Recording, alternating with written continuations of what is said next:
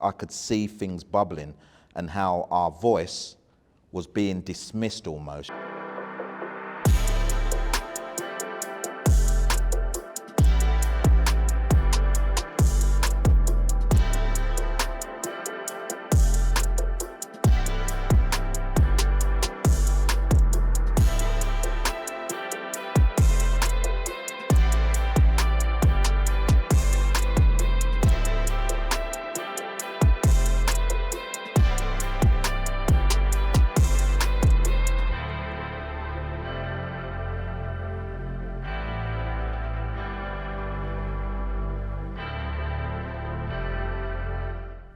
James Bond, Idris Elba, Lashana Lynch, Tom Hiddleston. Does it have to be a man? Does it have to be a woman? Where do we stand? I don't know. I like James Bond. For me, my James Bond was Pierce Brosnan, because he was also in Mrs. Doubtfire. I don't know, that's just... I was born in the 90s, so for me, it was Pierce Brosnan. But now I'm like, ugh, you know, like just pick one and let him retire, you know. I tapped out on James Bond after Roger Moore. Do you know Roger Moore? I didn't even. Yeah, like he was my James Bond. And then I tapped out on James Bond. I haven't been invested. So Pierce Brosnan, I something about Pierce Brosnan, I'm not, sorry Melissa, but something about Pierce I'm just not feeling. And I haven't felt, and that's why I didn't invest in the James Bond when he was there. And I just haven't picked it up since. James Bond is or 007 is an agent number, basically. So it can be anybody, male or female, black or white. And I think as we're moving towards an era where we are changing the face of the people we see on TV and in movies, is it not important for young people to see that that is yet another thing that they can be? I don't think that they should.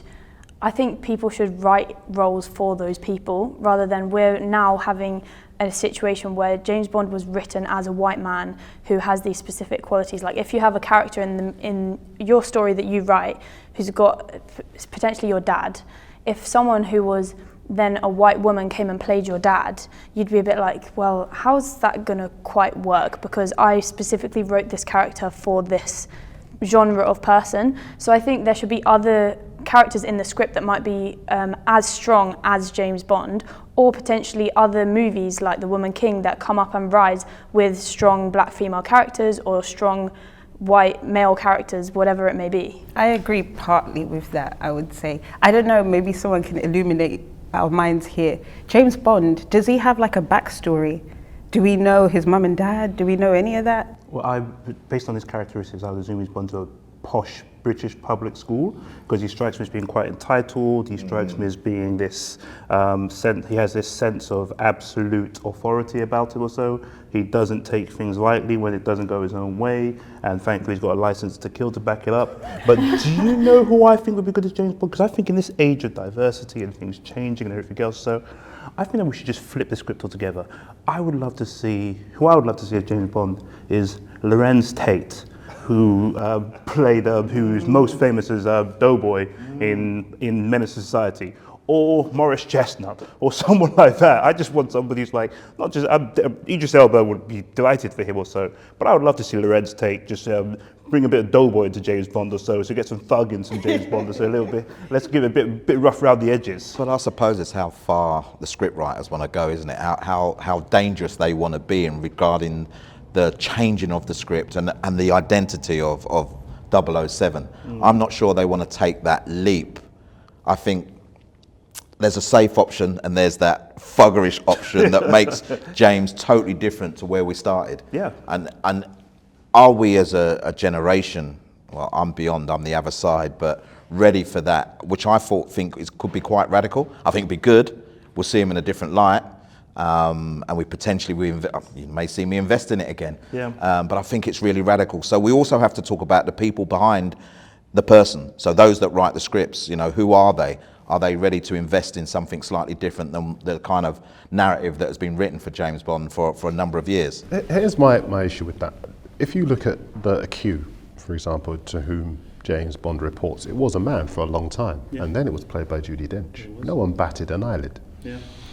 And yeah, when there is a suggestion that James Bond could be a woman, everyone says, oh, there's a problem. And I think as time goes on, and James Bond, I think in the last couple of movies, what they've done, they've deliberately described him as a relic, almost like a Timex watch in a digital age. Yeah. And so I think if you are trying to evolve the character, why can you not have someone who's a woman? Why can you not have someone who's a man? Why can you not have someone who's not from a privileged background? Because you would imagine. I think it just feels like a tick boxing exercise. That's the problem. People would just see it as them trying to fulfill a diversity quota rather than trying to fit. If someone has the exact qualities that James Bond might embody, like Idris Elba, he could be a good idea because he's kind of the dominant male guy, or maybe Kwasi Kwarteng because he went to a private school. But like, it needs to be someone who has those qualities, in my opinion, just for the plot. Like you can't just put people in there just because they fit a box or because they have a specific like phenotype of how they look. Why can't you? Because it's this day of diversity. Diversity pays. Flip the script. Do something different. Take a risk. But even take a Idris, risk or so. Do something very different. Because the key thing about it is that you might surprise yourself. Because let's not play around here.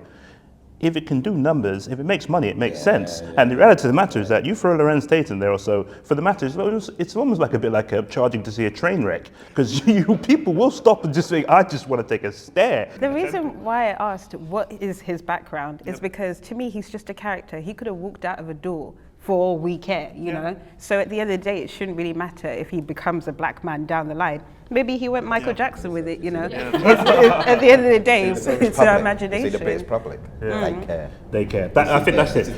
It's part of the British, it's the Aston Martin, it's the British public school system, it's MI, whatever, MI5, MI6 or so. But Idris Elba is high up there, he's well favoured. I think the British public is ready for that, to be honest. But I think the key thing here is that the latent thing that we're not really speaking about, but the thing that we're whispering about, but screaming about at the same time, is the matter of race. That James Bond is quintessentially the white British male export around the world. So, and that. Do you think it could be a woman as well, or not? I think that it's just a similar risk. It's as much crazy a risk as throwing a woman in there as throwing Lorenz Tate or Morris Chestnut or Idris Elba in there or so. Don't get me wrong, Idris Elba will probably be the closest thing to that. He's suave, he's in good shape, he looks great, he's quintessentially English or British or whatever you want to call it, so Sierra Leonean. He conveys everything that you could potentially want in an actor. He's probably much more accomplished an actor than most of the actual actors who actually came, who actually portrayed Bond. But I think essentially the quietly whispered thing around this table is that Bond is a white man wants to see Bond in his Aston Martin. That's what they wanted to be like. So for Bond to look like me, to look like the three of us around here, or the two of you or anybody else or so, right, it would alienate almost Bond's key demographic. And I love it. I want it to happen. I mean, Daniel Craig said that it shouldn't be a woman. He outright said, I don't think Bond should be a woman because this character was not written for a woman. But it's interesting because I think you're right, you can kind of transcend a bit more easily into the Idris Elba type than into the female type. Was Daniel Craig the first? Sorry, please. No. Was who's Daniel Craig to talk? Wasn't he the first blonde Bond or so? When he became Bond, or so, that was controversial too. So, I say it's the time of diversity. Flip the table over. Do something dangerous. Live a little. I was just going to say, when you go to the cinema or when films are created, it's for our imagination, you know, to feed our imagination. So when people are like, oh no, it can't be like that, so restrictive, I feel like it's just killing it, isn't it? Because it defeats the whole purpose of why films are made in the first place. Someone thought that up, someone used their imagination. So to go into the cinema and be like, oh no, I expect to see a white man, you didn't write the script, you know? You should just take what they give you, really, at the end of the day. But the paying public will the way that they think about it will be, if it doesn't, we go back to the ching ching, the cash. Yeah. If it doesn't ching ching at the end of it, that will be the end. That'll be the end of the story. Kerching, Kerching, ching ching. No, that's my pocket. Sorry. So Lorenz Tate. Yep. Idris Elba. Yeah. I haven't got one. Like I said, I tapped out at James. Same Roger at Moore. Pierce Brosnan. Yeah. So Roger Moore, Pierce Brosnan. that's- You can tell how old we are, can't you? You mentioned the queue, and it's safe now to talk about Black history. Is it? I know people who got cancelled yesterday, but there we go. I'll get to that because it was quite striking in October to see so many journalists in particular express their concern about being suffocated by some of the organisations now that are trumpeting their Black History Month credentials and their solidarity. Where do we stand on that? Is it safe? Do you feel safe? I'll start with you. So I haven't messaged him yet, but I did see they posted something yesterday, and I was trying to wonder whether we could organise something to support him. But Kehinde Andrews, of course, is an academic, respected academic, is pretty much the leading light on Black studies in Britain. Also, he's founded the first Black Studies course in Britain.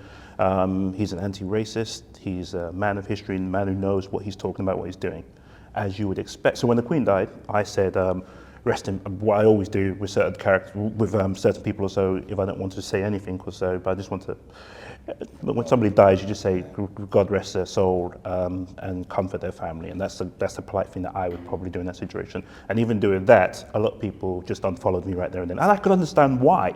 Because deep down, I think that I probably would have been them a couple of years ago too. And maybe I'm still them a little bit today, because again, it depends on how objectionable you consider the institution to be, and maybe how much you know about the history and how much you want to acknowledge about the history. Kehinde knows a lot about the history. Kehinde did what you would expect Professor Kehinde Andrews to do, which is to take a stand and tell the history as it is and the impact it's had on Black people, or the children of Africa, children of African Caribbean descent in particular, so, which has been transformatively decimating, essentially, in terms of when you're actually looking at it, also that if you're calculating in terms of 9/11 terms or so, you're looking at 1 million plus 9/11s happening to Black people by the hands of various European institutions, the royal family being one of them. We saw what happened, the Queen dies. Immediately there's this rush to, you're forced almost into mourning, that the nation you're basically made to mourn. And some of it became fairly comedic, truth be told. Some of it, originally you had Hugh Edwards on BBC leading the morning, then the international media comes on. But then when you're listening to pretty much right the way down to local BBC radio, and you're hearing the local BBC journalist trying his best to emote, and then you can tell you've just not got the words for this because you don't really know what you're doing. So, but I'll wrap up what I'm saying now, I'll land in a moment. But the key thing here is that it was a unique moment in our history as British people, but it was also a dishonest moment in our history as British people, because when moments like that happen, or so, I suppose when people die, the only thing you do at a funeral is that you can only speak good of the dead, and that's universal thing. But this is beyond just a person dying. This was actually a reflection on an institution. And that reflection on the institution was, we weren't really given space to really speak about it. There was almost that immediate continuity. Queen is dead, long live the king.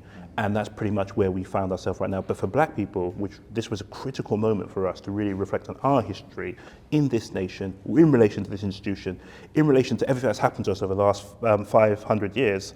There was no space for that whatsoever. Because in a moment, in a way, it's not Black history, it's history. Yeah. But we only saw one context of that history, and that was the context of the indigenous population, if you like, of the UK. But did you guys feel suffocated at all last month? I was did you feel you had to expecting stay it. silent? I mean, hello, of course that was going to happen. There was no chance that people were going to be quiet about the Queen dying. So totally expected it. I just removed myself from it, I think that was the only thing that you could have done, really. I wasn't mourning. I mean, it's sad if anyone dies, for me personally, and I kind of really like old people as well, so that makes it even sadder for me. But I wasn't mourning, but I also didn't really feel the need to kind of talk about Black history in that moment, because it was just like, it's only throwing gasoline onto a very sensitive situation. I don't know.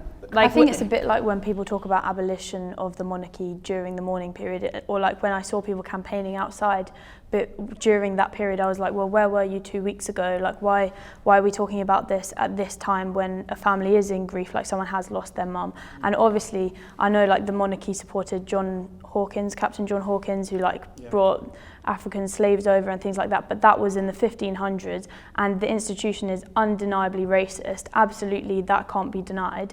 But then so are most institutions in the UK, and you don't see us saying, oh, let's abolish the clothing industry, because that probably still has slaves involved. So I don't think that it's all about abolition because you disagree with how something has happened in the past. I think it's about reform. I don't know, I haven't seen too much about what the Queen has done herself, I didn't see her as making any massively racist gestures or anything like that. King Charles has said that he recognises the devastation that the slave trade brought across, and he's done quite a lot for climate change. And I also think anyone who wants to abolish the monarchy has a lot of faith in democracy, and I don't have that faith. Why not? Because I think sometimes across the world you see that people are actually people have better leaders when they're in autocracies sometimes than in democracies. I think it's all about people. Can you give us an example of that? Like, for example, in Thailand with King Bhumibol, the whole of the Thai population loved him. The country went into mourning for an entire year after he died, and it was incredible. I was actually there at the time when the country was in mourning, and it was incredible to see how long the country mourned for, whereas ours was like a period of maybe tops 2 weeks. They've had a full year. Yeah, I guess it was. Well, was it forced here though? It was more like Here, the do you know, media. Here it is. Here it's a very different thing, because here it's the iron fist in a velvet glove type of forcing. In other countries, it's iron glove or iron fist type of forcing. So over here, you're essentially, even when you look at it, when the people who were protesting. Is there a difference, by the way? In terms of over here. Is there a difference between the iron fist in the velvet glove? Yep. And the iron fist in the iron glove? It's perception. It's perception. It's perception. It's the threat feels a lot softer. Versus, it's almost like the threat is psychological as opposed to the threat being immediately physical, that you're going to feel pain, as opposed to when you see the actual. So even when you saw the protesters, for example, some of the protesters are inherently going to be rude. They're there to disrupt the natural order of things in order to make a particular point. But this is Britain, and people protest every single day. And for somebody to take objection, as somebody did, in very, very rude terms, in the period of mourning, but for them to be arrested is one thing. For them to be arrested and charged is completely un-British. I just want to stick, if I can, with this area, the area that affects all of you guys, because you write, you speak, you're in the public domain. I know a colleague of ours, Nadine White, an exceptional colleague of ours, she wrote a terrific piece about the concern she felt, and she almost articulated what I thought of that period, that people couldn't give any context to what they were seeing if they were black. No chance. No chance. We couldn't. And that's why I stayed away from social for a good period of time, because I think anything that I may have, because of obviously what I speak about every single day of my life, which is about the racism and the discrimination that exists in football, I felt that there were people waiting for me to make a comment of what they felt was derogatory towards, the royal family, to then almost try and dismiss me from any conversation after then. And when I say dismiss, I actually mean let's finish him off, let's cancel it. I don't like using cancel, to be totally honest, but it's the best for who's going to be watching. And I purposely stayed away for 4 or 5 days, even though I could see things bubbling and how our voice was being dismissed almost. Anything you said was, well, this is about the Queen. We need to mourn the Queen, and you couldn't give any context to the story. The way that it's been delivered to us, and the way that our forefathers and foremothers have felt, and how we've been dismissed in that conversation. And just to add to what you're saying, Troy, I mean, we're not talking about generations in the distant past. No. We're talking about grandparents we would have had in the Absolutely. 30s, the 40s, Absolutely. the 50s, the 60s. But are we surprised, Is anyone surprised? I'm not surprised, no. But I just wanted to give some kind of context to why for 5, 6, 7 days, and everyone knows me, I use my social quite a lot, that I wanted to step away. Because one, I also didn't want the energy that was going on, and it was a lot of negative energy. I didn't want that impacting on me, and if it impacts on me, it impacts on loved ones around me. So I actually just stepped away to save myself almost, because as Darren knows, I can get invested in a conversation. And if I get invested in a conversation, I'm losing, by the way. I ain't leaving it until I start getting ahead. So actually, I just felt it was the right thing to do at the right time, What would speaking your truth have looked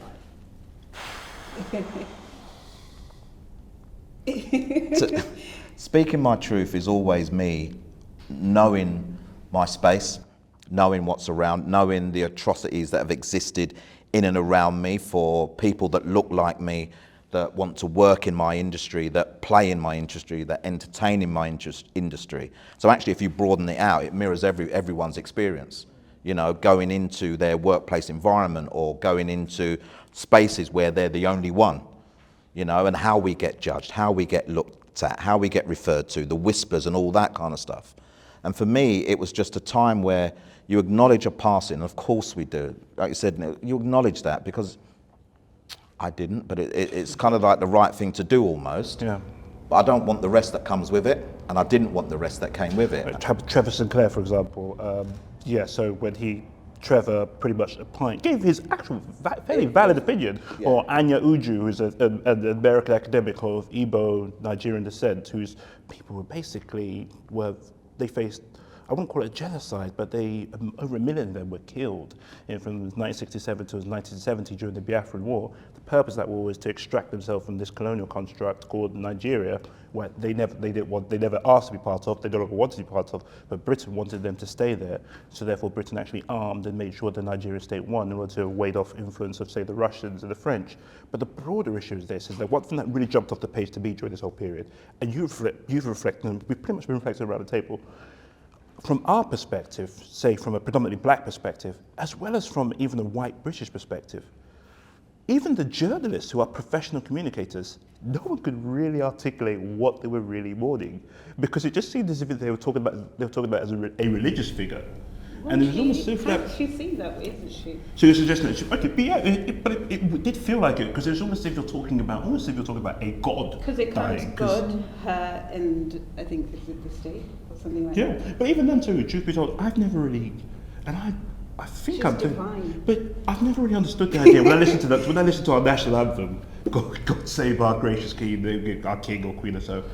I've never really understood it, because I was thought, even as a little boy, I used to think, what about the rest of us? Oh, we not important. I used to think that as well. Yeah, I used to think there was something wrong with me in thinking that. I used to think that, hold on, but what about the rest of us here? But I just want to say one final thing about King Charles. So you go back to the Queen. If you go back to the Queen Elizabeth II, during her reign, Britain committed some serious atrocities, particularly in Kenya, in which Britain conducted atrocities that were not dissimilar to what the Nazis were doing around in other places too. In fact, I'll just focus on that. And that's a bold statement to make, but it's historically true. Complete with concentration camps. But then, when you then bore down to, of course, Iraq too, and everything else too, which is very, very contemporary. I was only in my 20s when Iraq happened, which just wasn't that long ago. And then, but then when you then fast forward to now, and you look at King Charles, I'm going to say something controversial.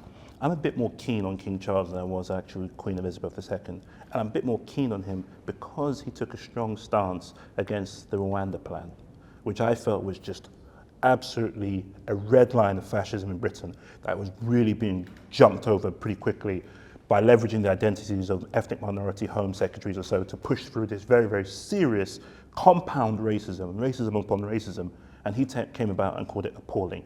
And he was slaughtered in the press. If you remember, prior to him becoming king, on places like GB News, they were calling him the Clown Prince. They were revealing things about he received like a check or so for $1 million.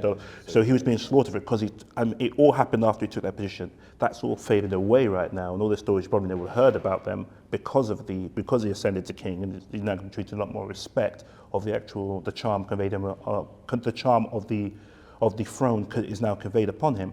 But I do think that him taking a stance on, say, climate change, him taking a stance on the Rwanda plan in particular, for me as a black man in Britain, I'm grateful for that. Oh, I don't know. I don't want to, come That's for what the you're king. here to do. But I feel like he does take a stance on a lot of different things. Yeah. And does he really believe the stances that he's taking?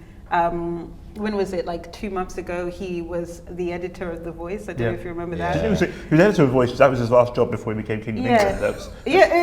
That's social mobility in Britain in action. But Black History Month. Yeah. King Charles, where are you at? I haven't heard anything. Oh, they'll be there. There'll be something there. When's he going to say There'll be a party there. You'll see Darren in his black tie and Buckingham Palace before he does it. Isn't he supposed to not say anything political now though? Okay. Yeah, so but no, there will definitely be something at the palace. I have no doubts about it. Are you invited? No, I'm not. Although I must point out, Queen Elizabeth II did invite me to the palace. I did go to the garden party. Oh, you did? It's all coming out. And I'll say one thing too. The nicest royals to me were Eugenie and Beatrice. They were the ones who came over. So Meghan, all of them were all there also, and William and Kate, and the only two people who came over. So normally when you get there, they tell you to stand in one particular place. You cannot move from that place. Well, you can move from that place, but a certain place you can't go into because that's just for the rich and wealth and everything else.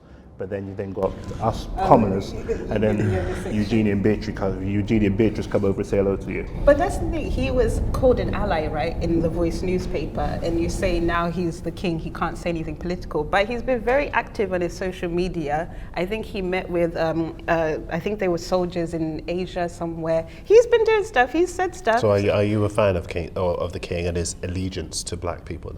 I don't think he has one. Maybe he should prove us wrong. Former editor of The Voice. Who? King Charles. Oh, I don't think, I'm just waiting for the Black History What did you Month. think of that then? Oh, what about him editing The Voice? I mean, I think that, look, you guys want me to come for the king. This is We want you to hail the king. Can you put a disclaimer underneath that says she really adores the king, and please don't take this out of context. But I think that, you know, the royal family, we saw what happened with Meghan Markle. I think they should be making an active effort to show people that they do care about black people. But I think the fact that they're not is saying a lot. You touched very quickly, and I do want to move on very briefly. I hadn't intended to ask you guys about this, but I do want to ask about Meghan Markle and what we think of the treatment very quickly around the table. That's probably where I was just going. How can we say that they support black people when they have someone within their own kind of family, the way that they've treated her? And people will say, well, no, the way that they've treated her, you know, and let me just add to that, because Prince William and Kate Middleton talking about World Mental Health Day, and everybody knows about the impact that the last couple of years have had on Meghan, particularly during that period where she was pregnant as well. So Troy. No, I'm just, listen, I find it difficult to invest in the conversation because of the treatment. And I find it difficult to invest in the conversation because of the way that some of the media have spun the treatment as well. And they've done as much damage as what the royal family have to her. And they've portrayed it in a way, honestly, that it's almost like she's a devil woman. And I just can't understand. Listen, mental health has been a thing for a very long time. I know people are focused on the last 3 years, but we've been talking about mental health for a very long time, and it gets ignored at certain periods of time. It's almost as if it's false. She can't have mental health. You know, she won't be impacted by these stories because she's privileged.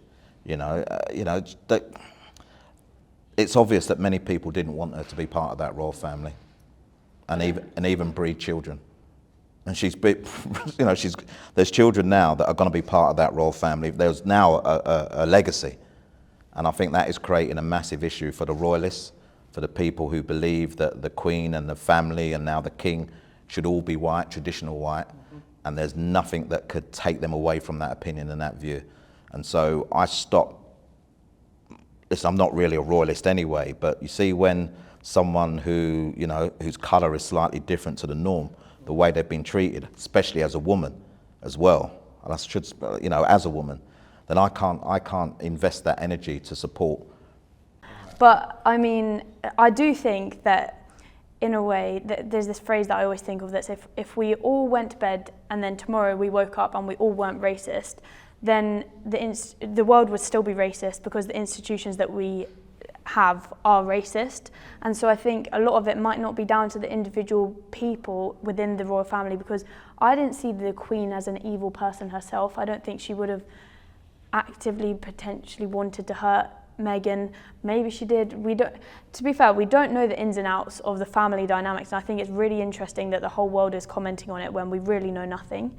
And well, we know that Kate made Meghan cry. We know that, don't we? Do we know? Yes, we do. We do. It all came out in the end, didn't it? At first, the papers were saying that Meghan made Kate cry, and then finally, when Meghan did the interview with Oprah, she said, "Look, the truth is, Kate made me cry, but she was made out to be a devil throughout that whole period, and no one came out to save her. No one came out to clarify, and she took the hit for that." So we do know the dynamic. I mean, why are you making someone cry? But I mean, if you see someone cry in public, it's different to what might happen behind closed doors. Like I think no, I think it was a interpersonal- wedding, something to do with Meghan and Harry's wedding. Okay. Correct me if I'm wrong. If you do, I think you're correct. Yeah. So I think something to do with the bridesmaids, and then Kate made Meghan cry. Don't know what she said to her, but clearly it was not good. I think that, so overarchingly, and I agree with you, my brother. I think that my issue with it too is that, so in me actually having positive things to say about the royal family, I'm often having to compartmentalize the Meghan situation and not remember it. Because the moment I do, I think to myself, nah. You know what I mean? I think to myself, nah. You know what? And it's always the same way, just like, nah, this and that. And I think that has come back to haunt them a little bit. So when you saw Kate and William in, say, Jamaica, for example, where they thought they'll get treated like royalty, they were just treating that like absolutely. Celine Dion gets treated a lot better. I'll get treated better than that if I go to Jamaica tomorrow. And I think that was the issue that's happened here, that they took essentially a opportunity for 1,000 years to extend your rule, essentially your reign for 1,000 years or so. And I hate to speak in such terms, but to extend your rule in perpetuity and really make you warm in the hearts of black people and everything else, and scuppered it, essentially, and almost destroyed the Commonwealth, amongst other things too. Rupert Huck called Kwasi Kwarteng superficially black. So, what do we think of that? And have you, any of you, been called superficially black in some way, shape or form? Maybe not the exact words, but clearly from Rupert Huck's point of view, she said a guy who speaks articulately, has a good schooling, is intelligent, is superficially black. I know you've spoken about this. I want to stick with you, if I can, if she doesn't chop your leg off. No, I kicked your water over. I'm so sorry. I think that, so for me, I've had a very, very interesting experience with this. So I think there's two ways of looking at this. There's the implied notion. I think Rupert was trying to tap into something that may inherently be true, but she said it in the wrong way. Yeah. The idea that he's superficially black by virtue of the fact that he's went to a good school, or actually of merit, truth be told, he actually got into a scholarship and everything else. He's a very well-read man, Mr. Kwarteng, and Kwasi Kwarteng is. That he pretty much, he speaks in an articulate manner, as we all do around this table. He's pretty well educated, as we all are around this table. He pretty much, in terms of the superficial stuff, he's pretty much, actually fairly much the norm, dare I say, of most black people that I know. And maybe it's the horrible circles that I keep, yourselves included. But I think the broader thing that she tried to point out was in relation to his politics. Do you know what? I have been called something like that in the past. I've spoken about being called uppity or so in terms of my presentations of speaking or so, but I have been called the C word that ends with an N, that rhymes with spoon. Yeah, well. I've been called. No, but I must point out something. I don't think I was called it by a black person, and it didn't come from a bad place, and it actually changed my life. For it wasn't before, to be completely and bluntly honest with you, I was playing the game. What do you mean? By that I mean that I was pandering in the role, in the world that I was in, by the time I was a banker, in the world that I was in at that particular time, I was doing the same old thing that anybody else would do, you're trying to get to the top. I was saying what needed to be said or so, all sorts of other bits and bobs, whatever needed to be done or so, whoever needed to be thrown under the actual bus, normally minorities though, I was that man you could have been tapped on the shoulder and just said, hey, could you come along and just do, they could bank on me to do that sort of stuff. I could have been your Kwasi Kwarteng or your Suella Braverman or anybody else or Sean Bailey or anything else right now, because I knew deep down that in that set of behavior, at the end of that set of behavior lies immense reward. That if you go back hundreds of years, reward for me personally, but communal punishment, or communal suffering. So, and it's a behavior that goes back hundreds plus years. And it's somebody that said to me, somebody just sat down to me, somebody I love just said to me that, dude, this is who you are, essentially. This is who you are, so that you're playing all this game one for another, that you've got to take a long, hard look at yourself and accept it, that you're playing the game as you call it or so, or we have different words for it. I don't want to soil the actual panel with the actual words, but you're playing the game, you use it, you're doing everything else. So when somebody calls you that, don't think that they're actually insulting you. They're just describing the actions that you have actually chosen to perform. And it made me take a long, hard look at myself and realize that actually, no, I don't want to be that. I don't want to be that. Also, and it made me then question to myself again too, that what's really in it for me? What do I really stand to profit out of whatever peppercorns I get from here? And then when I walk in the room, people just turn silent. Or when I walk in the room, you can feel disgust from my own people. Are you with me? And I was an enlightened guy. I was somebody who actually, I did all that sort of stuff because I knew that this would earn me reward on the other side of things. So I think what Rupert Huck's actual action and the critique that came with it was somewhat misguided because there's a broader conversation that needs to be had.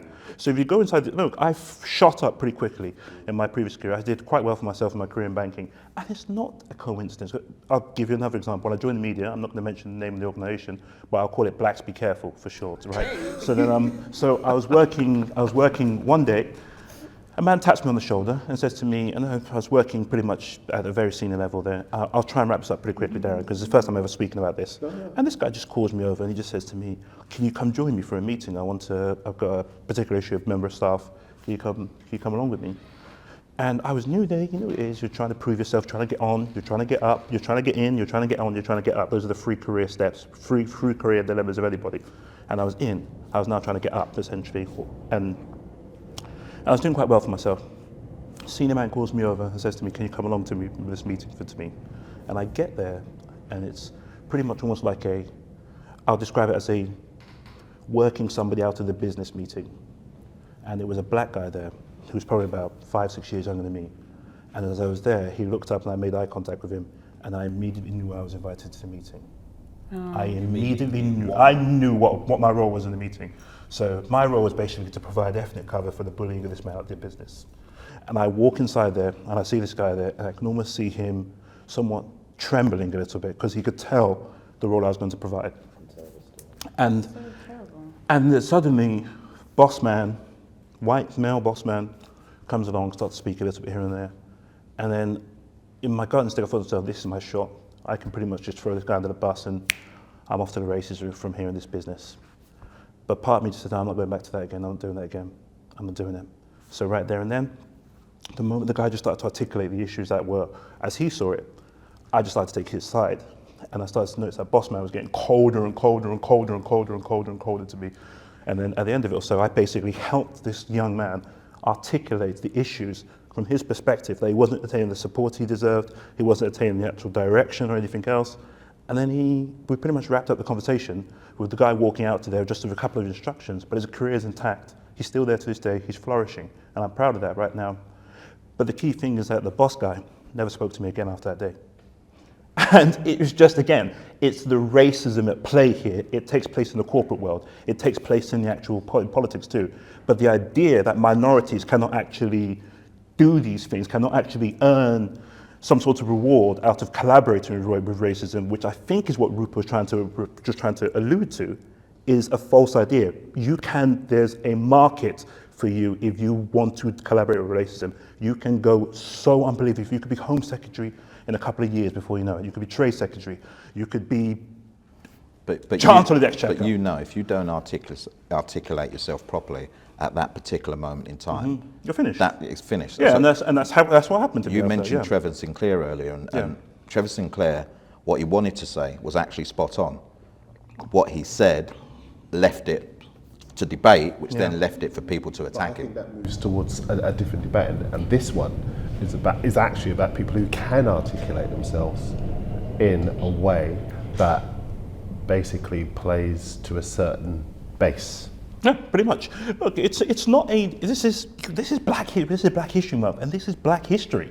Essentially, you go back to the old countries. Whether it's Ashanti, Ga, Yoruba, Igbo, Dahomey, Shikiri, Urhobo, anywhere else, so which are the ethnic groups that we all emerged from, or so, from pretty much from the West African coastline. If you go back to them also, there are people who did actually work, some of them under the pain of perish or survive, but there were people who collaborated with race. If you go back to the plantations, it was depicted on countless movies or so, sometimes hilariously and sometimes tragically. If you go watch Django Unchained, you see it there. There's one movie. The fascinating thing, listening to you, Please. These two are stunned, and particularly Melissa, when you were telling that story, Nels. Because I'm realizing I was kind of used the same way. But I didn't Go on, realise go it on. at the time. Speak, go on. It was a colleague of mine where I used to work, and he was getting sacked. But I only realised after he was sacked that the reason why they sacked him wasn't fair. Yeah. That he was actually performing better than everybody else on the team. But they called me and they said, Melissa, you know. In fact, the guy at the time, the manager, he used to call me Sigodo. My surname's Sigodo, but he used to call me Sigodo. And listen, it was in a very white area, so this is the type of stuff that you're gonna have to deal with. But he used to always kind of make fun of my surname, but I didn't take any notice of it at the time. I was much younger as well.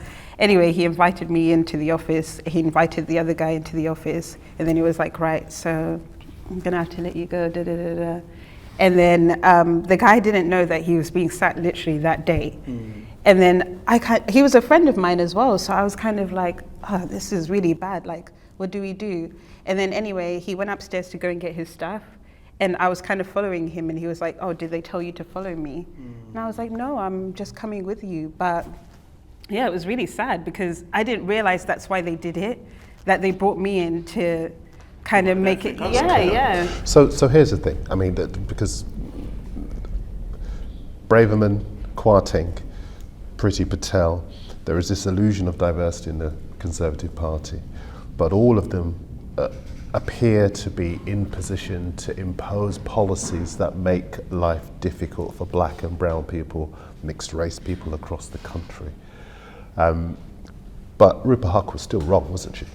Absolutely. I think it was really racist what she said. I think it was a clumsy attempt at humour because the whole premise on which the sting of her joke was built was false, that black people can't be successful or conservative or have different opinions. It kind of rests on the premise that everyone has to be ideologically the same if you have a certain skin colour, which not everyone has to agree, and also race isn't genetic. So most people believe that there's literally 4 races in the world. Ethnicity is genetic, but four races that appear on the forms are Latino, black, white, and Asian. And how can people within those 4 categories be genetically similar when there's over 8 million possible chromosome pairings that can happen when a couple has a child, and then you're expecting that people with the same skin colour are supposed to be genetically in some way similar or ideologically in some way similar. You're genetically more similar to someone who lives next door to you in Britain than you are to someone who might look your colour in a different country. And so I think that premise is first needs to just be thrown out the window. The fact that people can't disagree. It goes kind of to the Kanye thing as well. There's always going to be outliers who don't agree with you, who look like you. I don't understand why people think that people who look like them should think the same way. Let's stick with Kanye because he's a very divisive figure. But should we have sympathy for him? He's talked before about his mental health struggles. Is there a side that we are not appreciating as far as he's concerned? you didn't get stabbed at the last question, so yeah. So.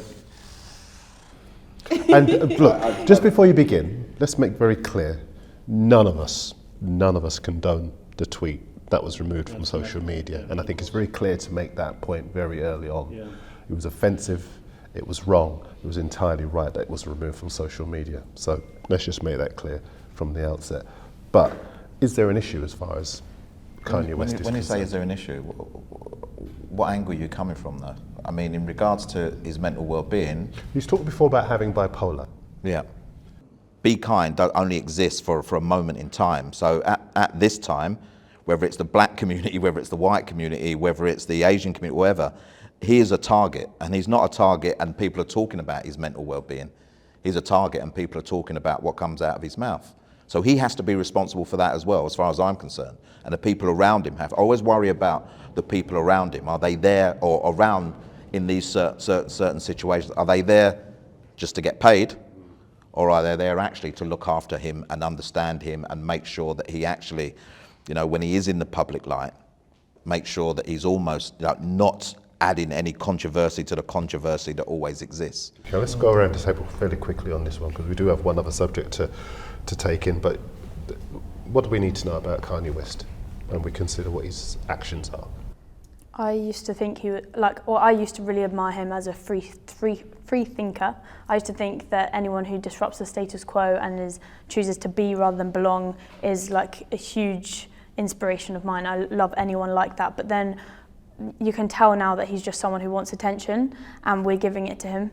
And the whole White Lives Matter t-shirt was clearly just for attention. He hasn't been in the media for a while, and now he just wants people to speak about him. The only thing I was shocked at was when Lauryn Hill's daughter then modelled it. I was very confused by that. But then with Kanye, I really just think like he's a maverick. He's someone who just wants to provoke. He's someone who just wants some media attention, and the whole world is giving him what he wants. But how is he empowering people to think like him then?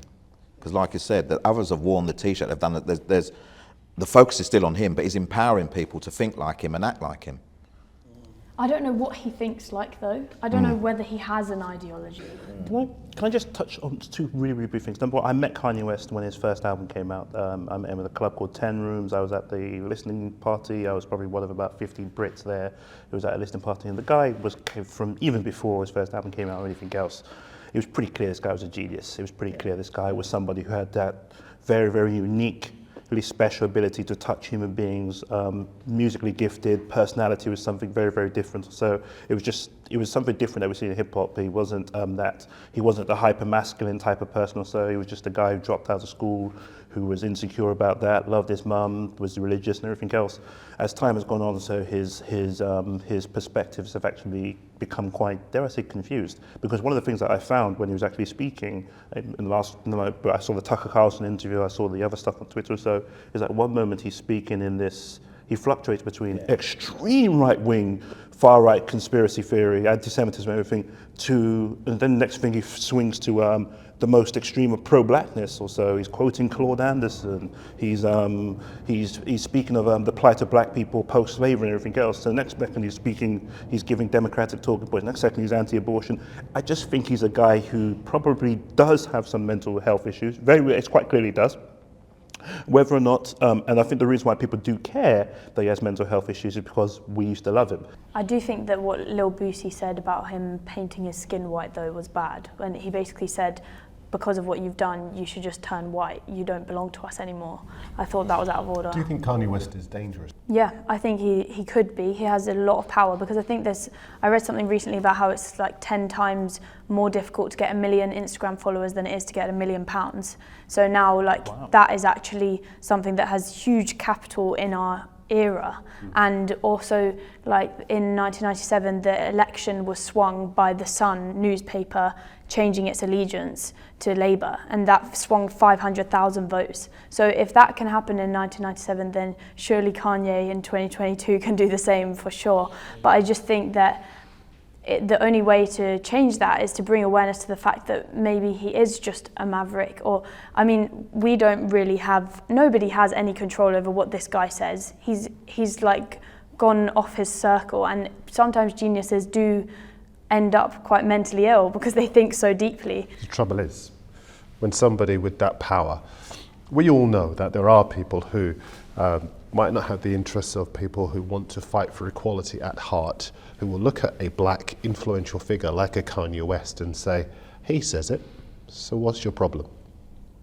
You know what, the thing is, I don't even want to add my thoughts on him because I think that's precisely the problem. The fact that people talk about him and the media talks about him, I think it's just feeding his ego. Before we move on to the next subject, just for quickly go around the table, very quickly, does it hurt what we are seeing Braverman, Patel, Kwarteng doing right now?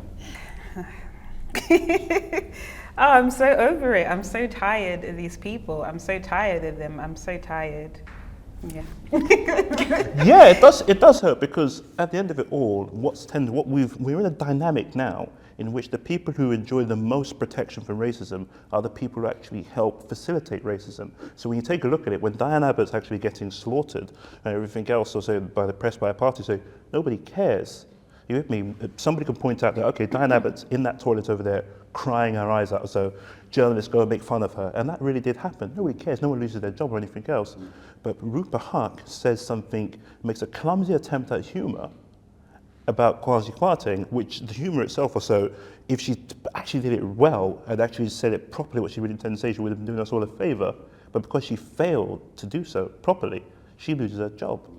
So what you say? So I just point out. So we're in a very, very interesting conundrum now that the actual anti-racists are the ones who are more likely to be punished for actual racism by virtue of making an honest mistake, whereas people actually wage serious racism against us will leverage the likes of Suella Braverman, Priti Patel, Kwasi Kwarteng to protect themselves against any comeback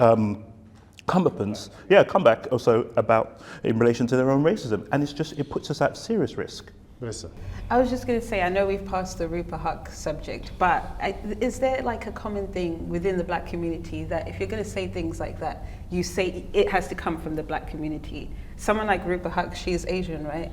Yeah, but to be fair, if it's offensive, isn't it? No, I get that, but I think that if we're being totally honest, in the black community, we say things to each other all the time that are not politically correct. You know, that people will call each other, oh, you're a bounty, you're this, you're that. It's a ratchet place to be, you know, there's a lot that goes on. I never thought I'd heard the word ratchet. No, but it's true. Everybody, I don't know, I can't speak for everyone, but I'm sure that we've all grown up hearing these things. This is not a far-fetched, crazy concept that she said it. But I think that the problem was that it was an Asian woman saying it, and you're not part of the black community. So how do you speak on things like that? Yeah, so what you're describing is intra-communal regulation. That even when we might call somebody a bounty or so, in our community, if you're calling somebody a bounty by virtue of the way they speak, you sound like an idiot by doing so. But if you're calling somebody like, say, a bounty or whatever other term we might use or so, because they are collaborating with racism, that is legitimate intracommunal regulation. That is a legitimate form of political critique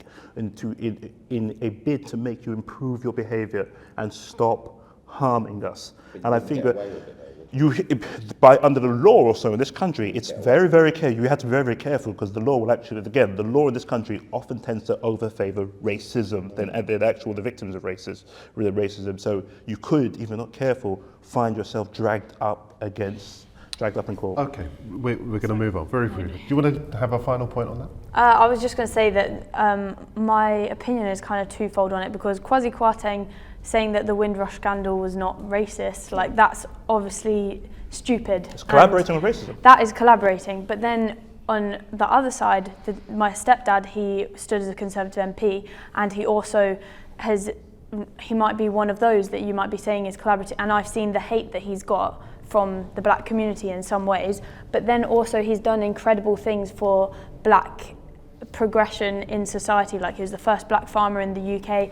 His sausages and that. He was on Question Time the other day. Yeah. Oh, okay. No, I wouldn't say that about your stepdad. It's like Okay. No, because your stepdad's politics are actually fairly close to mine. I've read his interviews back in the day. We admire similar people. On Question Time the other day, I've long liked your stepdad. But the key thing here is that your stepdad does not try and harm us. Neither does Adam Afriyie. Neither does Helen Grant, who are both Tory MPs. There's so many of them who don't try and harm us, and some of them actually leverage their position as black people in the Conservative Party to empower black people. And there are those who it's not just like you join the Conservative Party, you're a bounty. It doesn't work like that. It's like I would disagree with you on that. I'm sorry for your stepdad. Yeah, I'm sorry. Absolutely. Tell him I sent my love and my well wishes. Yeah. When he was in that Question Time, I think Brian Cox was on it as well, and I love him. He's an amazing actor. But I think he was saying, Liz Truss has made mistakes, people don't make mistakes. I would argue that him saying that is actually facilitating more damage to our community by not holding these people account and letting them get away with so-called mistakes, and then all of us are suffering for them.